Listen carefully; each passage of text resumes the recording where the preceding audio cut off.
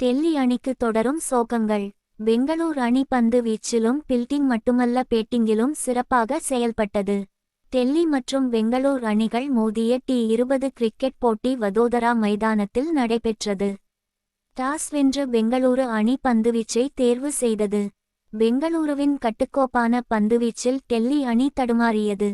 டெல்லி அணி சார்பில் Meg Lanning 17 ரன்கள், ஜெமிமா ரொட்ரிகஸ் 34 ரன்கள், ஆனபெல் சதர்லண்ட் 19 ரன்கள், மாரசான் கேப் 12 ரன்கள், சாரா பிரைஸ் 23 ரன்கள், ஷிகா பாண்டே 14 ரன்கள் எடுத்தனர். 19.3 ஓவர்களில் 141 ரன்கள் எடுத்து அனைத்து விக்கெட் இழந்தனர். பெங்களூரு அணி பந்து வீச்சு விவரம்: ரேணுகா சிங் 3 விக்கெட்கள், ஜார்ஜ் அகுவேரோ 3 விக்கெட்கள், கிம் காத் மற்றும் ஏக்தா பீஷ் தலா 2 விக்கெட்கள் எடுத்தனர். பெங்களூருவின் தொடக்க ஜோடி விக்கெட் இழப்பின்றி 100 பார்ட்னர்ஷிப் பதிவு செய்தது.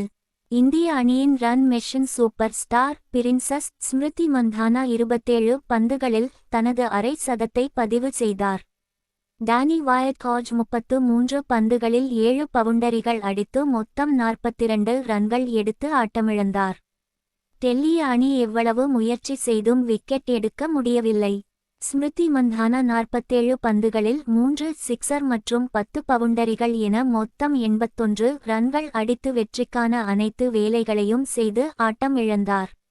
ஸ்மிருதி மந்தானா ஒரு போட்டியில் சொதப்பினால் அடுத்த போட்டியில் தான் யார் என்பதை தனது பேட்டின் மூலம் நிரூபிக்கிறார். அது இன்றும் நடந்தது. தனது கேப்டன் பதவியையும் அதன் பொறுப்பையும் உணர்ந்து செயல்படுகிறார். பில்டிங்கில் பந்துகளை கேட்ச் செய்வதிலும் சிறப்பாக இருக்கிறார். களத்தில் அக்ரசிவாகவும் சக போட்டியாளர்களை அரவணைத்தும் செல்கிறார். தான் மிகப்பெரிய பேட்ஸ்மேன் என்பதை மற்றவரிடம் காட்டுவதாக தெரியவில்லை.